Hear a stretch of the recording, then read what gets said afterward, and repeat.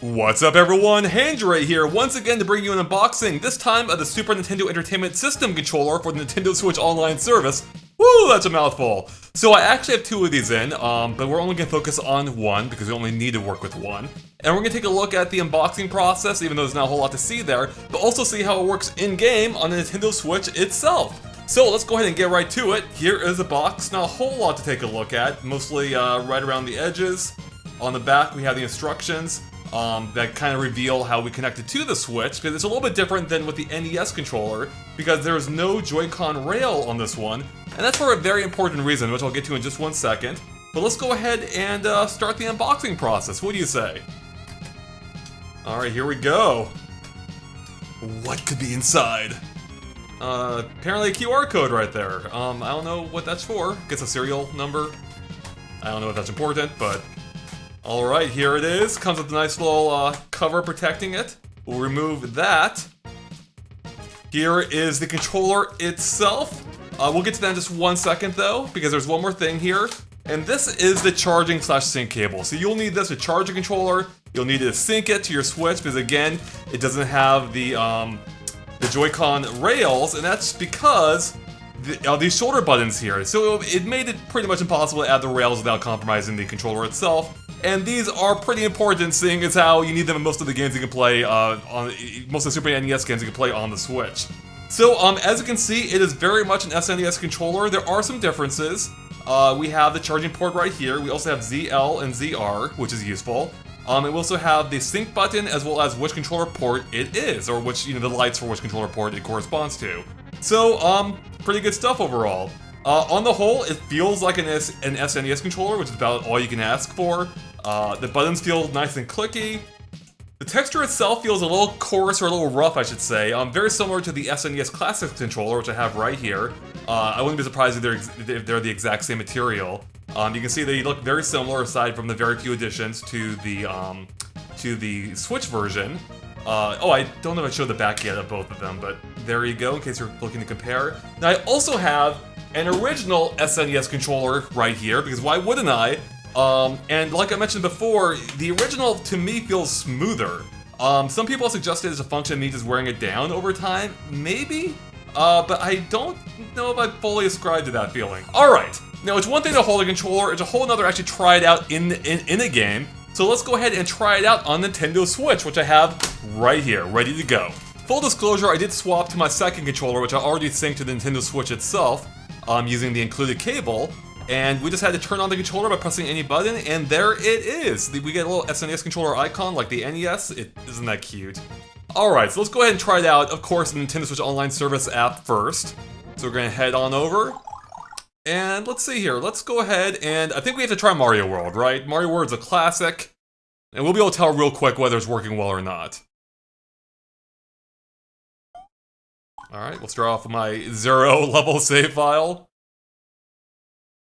See, I made it a little ways in. I got past the opening. Give me some credit. Alright, it feels responsive. Oh yeah, this is feeling pretty great right here. Keep in mind, I'm playing at a really odd angle, so if I'm missing any jumps or anything, let's blame that. Yeah, this is feeling good. I mean, it feels like I expected it to, so... The SNES Classic Controller was fine, yeah, no major problems. See, this is how the service was meant to be played. This is probably the only way I'll play Stone Race FX now, is with the Super Nintendo controller. So, on the Pro Controller it worked fine, but if you want the full Super Nintendo experience, this is how you're gonna have to do it. So far so good. Alright, let's go ahead and back out of here, which I believe we can do with the triggers. Okay, so you can press them together, I think. Okay, how's this work? Let's figure this out. Okay. You press, okay, okay, so ZR took me back to the menu. ZL takes pictures. Alright, and then press them together brings up the menu to, the in-app menu to switch games. So, perfect. Well, let's go back to the home menu. Now that we can rest assured it probably works fine for all the Super NES games. Let's go ahead and check out something else. Let's try... That's right, we're going to test it out in Super Mario Maker 2. I've seen a lot of questions about this. to see whether it works in at least the Super Mario World theme. So let's give it a shot. Okay, so we'll say so far we can, this is good, we can control Mario on the tile screen. And it feels pretty good. Now, how do we actually, okay, there we go. We can start by pressing ZL and ZR. We'll go to play. Let's go to story mode. That way we can make sure the 3D section works. We're not gonna view anything. So yeah, we can control Mario here just fine. We can jump. We can talk to Toad, bring up the missions. Let's go to, let's try 3D World. If 3D World works, it tells us every mode should work, so. Because 3D World has the most complicated controls of them all. Or any style should work, I should say. Alright, this is, as you can see, it's working just fine, and this feels pretty great! Yeah, we can do ground pounds. So we can do long jumps. We can crouch. Can we do, let's see, we can do rolls. Alright, let's get a cat suit though, if I can, maybe. Yeah, we can do spins. So yeah, this is looking extremely promising so far. Yeah, there's our cat suit.